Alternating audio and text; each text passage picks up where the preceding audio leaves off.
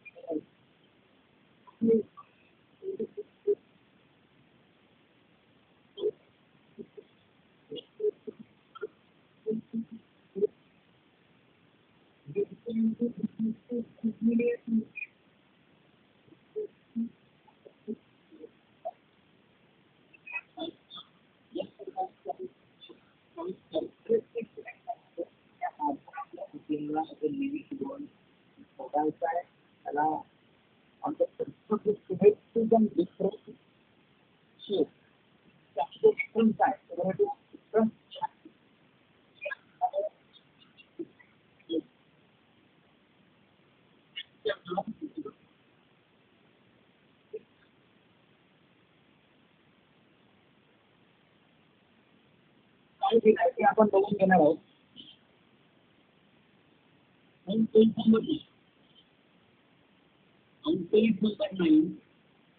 या प्रकारचे चित्र तुम्हाला दिसत आहे. पाठ्यपुस्तकामध्ये चित्र तुम्हाला या प्रकारचे दिसत आहे. खाली काही चित्र तुम्हाला दिसत आहेत. तुमची पाठ्यपुस्तक उघडायची आहे आणि पाठ्यपुस्तक उघडल्यानंतर रिडिंग करायचं आहे. थोडक्यामध्ये हा रिडिंग करणार आहे. तुमच्याजवळ पाठ्यपुस्तक आहे, त्यामुळे तुम्ही सावकाशपणे तुम्हाला तुमच्या पाठ्यपुस्तकाचं वाचन करायचं आहे. फर्स्ट पॉइंट या ठिकाणी can you recall, can you recall, can you recall, can you काय seen in the pictures whether they are living or non-living. म्हणजे सजीव आणि नॉन लिव्हिंग ग्रुप मध्ये काय फरक आहे, कशाचे आपले होतं तर ते जे कमी पडून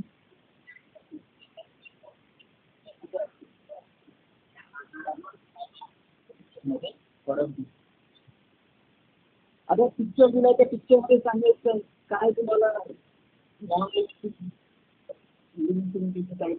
various things in our environment, वेगवेगळ्या प्रकारच्या गोष्टी आपल्या परिसरामध्ये पाहायला मिळतात आणि त्या परिसराची गोष्टी पाहिल्यानंतर आपण अगदी सहज आपण सांगू शकतो की व्यक्ती निर्जीव आहे किंवा ती सजीव आहे. तर या पिक्चरमध्ये तुम्हाला सांगतो होमचं या ठिकाणी चित्र दिलं आहे. काही मुलं या ठिकाणी खेळताना दिसत आहेत. काही एक हेन आहे जी कोंबडी, तिची पिल्ले आहेत, डॉगी आहे, काही वस्तू आहेत या ठिकाणी.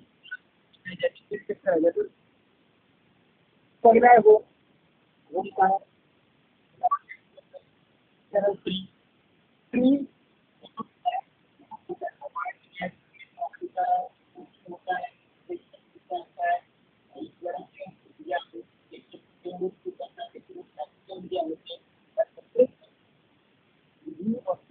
फॉलो करतात आणि त्यामुळे वस्तू जी आहे काय होईल,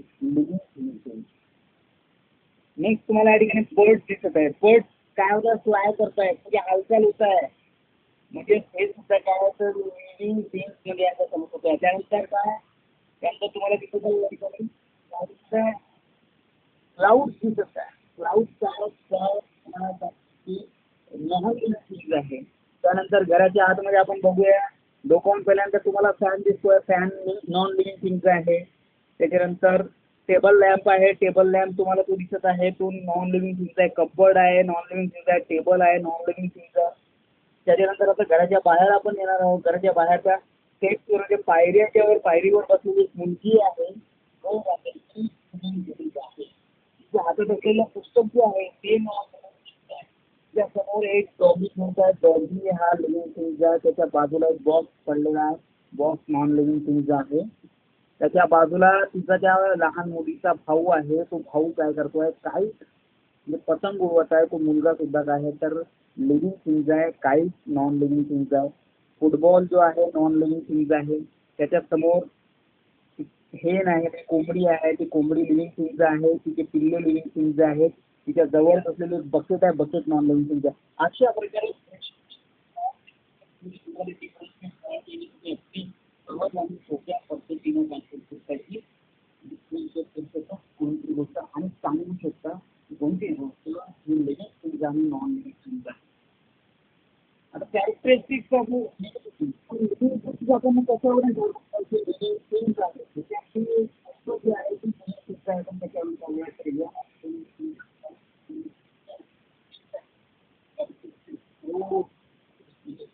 एखाद्या गोष्टीचं म्हणजे किंवा एखाद्या त्याची वाटते काय होतं वाढ कसं वाढ एखादा आपण कोणतं एक वृक्ष लावतो. वृक्ष काही दिवसानंतर काही वर्षानंतर एक उंच वृक्षामध्ये रूपांतर झालेलं आपण पाहतो.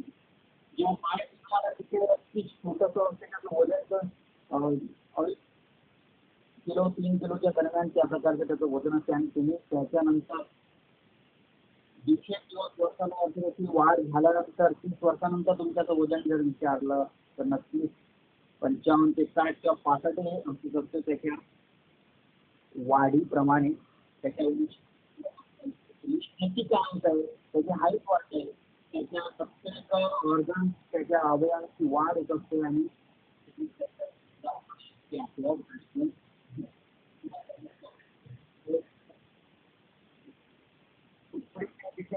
बिलकुल होते आहे वाढ ही विदाऊट जे आहे आपल्या बॉडीची रक्तांतरण महत्वाचं असतं. असं वाढ जसं ह्युमन बींगचं एक्झाम्पल घेतलं तर ह्युमन बींग म्हणजे काय श्वास आतमध्ये घेणे आणि श्वास हे सुद्धा लक्षण तरी पद्धती देखील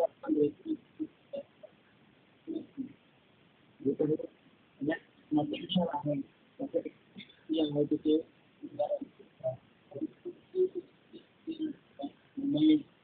हालचाल होते इथून मी आता समोर तुमच्याकडे आणि तो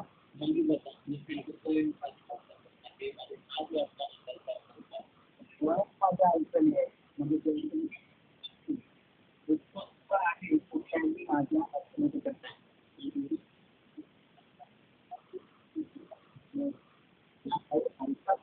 हालचाली करता मी रिस्पॉन्सिबल आहे. रिस्पॉन्स माझ्याकडून म्हणतो समजा एखादा मला काय सेंटर मी त्या दिवशी माझ्याकडे माझा नाही म्हणजे माझा फोन ऑब्जेक्ट माझ्याकडे मी त्याला पुश केलं समजा कुठल्या ऍक्टिव्हिटी करता मी रिस्पॉन्सिबल आहे म्हणजे रिस्पॉन्सिबल आहे.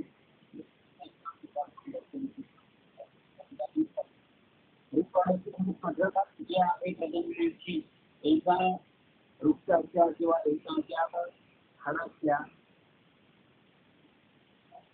झाडाला जेव्हा फळं येतात आणि फळामध्ये काय होतं त्या बरोबरच्या आणि त्या प्रकारची झाडं एक्झाम्पल आपण त्याचं मँगो ट्रीचं आपण एक्झाम्पल घेतल्यानंतर मँगो बियापासून पुन्हा तर आपण किती मँगो ट्री उत्पादन त्याच प्रकारे काही सुद्धा आहे काही सत्तर प्राण्यांमध्ये डायरेक्ट काय करतात की त्या पिल्लांना जन्म देतात आणि काही जे आहे ते अंड्याचं म्हणजे सुरुवातीला अंडी टाकतात आणि मग पिल्लांमधून मग त्या जीवाचा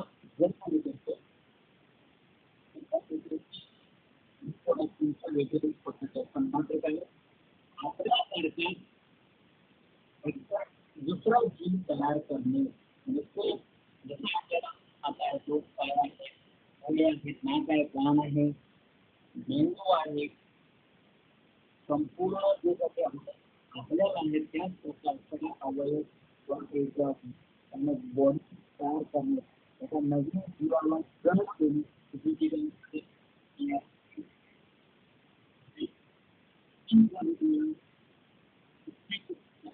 माणसाचं वयोमान तुम्हाला माहिती आहे, माणसाचं वयोमान सुरुवातीला माणसं 100-100 वर्ष जगायची. त्यानंतर परिस्थितीत बदल झाला आणि मग ते 90वर आले, मग 80वर आले, मग आता 75. आता 65 ते 75, 65 किंवा 75 त्या वेळच्या कंडिशननुसार तो माणूस जसं पण जनरलचं आपण बघितलं तर 65 ते 75 आता माणसाचं आगमन झालेलं आहे. हे म्हणजे जास्त जगू हार्डली ते जास्तीत जास्त ते घ्यायच लागतं. प्रत्येक प्रमाणात कोणाचं 12 वर्ष आहे, कोणाचं 18 वर्ष आहे, कोणाचं 22 वर्ष आहे. तर या प्रकारे जसं आपण घेतलं तर प्लांट जे आहे तर ते आपले किती पिढ्या जवळपास 2 पिढ्या, 3 पिढ्या, 4 पिढ्या असं त्या वृक्षाचं सुद्धा निश्चित त्याच्या जगण्याचा आणि या आपल्याला सांगतात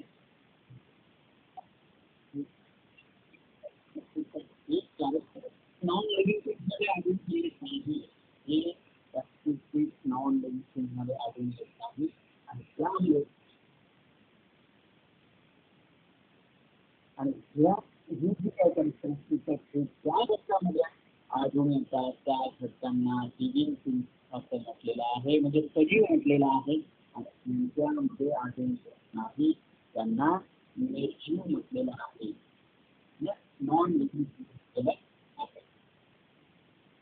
What differences do we see between the ones and the adults in the picture? म्हणून या ठिकाणी पिक्चर जर तुमच्या लक्षात येईल सुरुवातीला बघा की कशा पद्धतीने ग्रोथ आहे. ग्रोथ पहिला टॉपिक या ठिकाणी तुम्हाला जर समजा या ठिकाणी एक्सप्लेन या ठिकाणी आपण करत आहोत तर या ठिकाणी तुम्हाला लक्षात येईल तर सुरुवातीला तो मुलगा छोटा असतो, मुलगी छोटी असते, नंतर त्याची वाढ होते दोघांची, नंतर पुन्हा वाढ होते आणि पुन्हा म्हणजे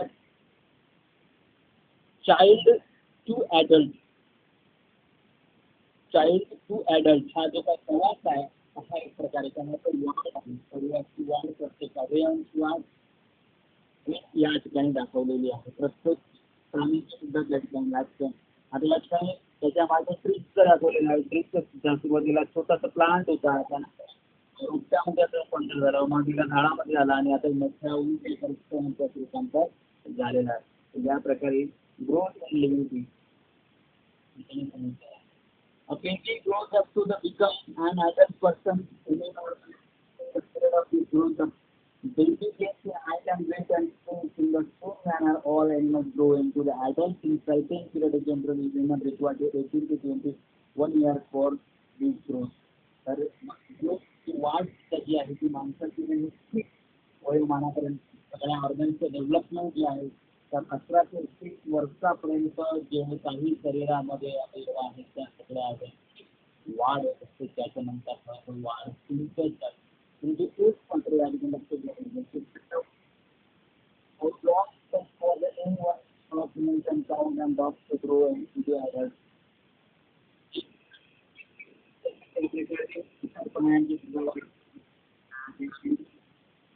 Example, सोपलिंग इन स्पॉट सुरुवातीला जे आहे बघा एक प्लॅन दिलं त्याला ताणून या ठिकाणी बांधलं होतं. त्याची वाढ झाल्यानंतर हा धागा जो आहे लूज असते याची वाढ करण्यामुळे काय या थोडा फेल झालेला आहे. फेल झाल्यानंतर प्रकारे एक्झाम्पल ठिकाणी दिलेलं आहे की बन्यान आणि कोकोनट ट्रीचं जे आहे वडाचं झाड जे आहे आणि कोकोनट ट्री म्हणजे नारळाच्या झाडाचं तर या ठिकाणी कंपॅरिझन केलं आहे. कशा पद्धतीने दोन्ही वृक्षांची वाढ झालेली आहे अशी काही प्रकारची या ठिकाणी तुम्हाला नक्की बघता येईल.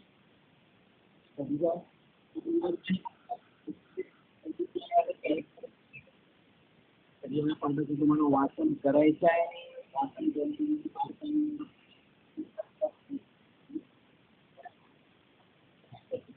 मला कॉल करू शकता, फोन करू शकता किंवा पर्सनल मला मेसेज करून शंका, अडचण, समस्या तुम्ही मला विचारू शकता. मी नक्कीच तुमच्या तुमचे समस्येचं निराकरण करेल.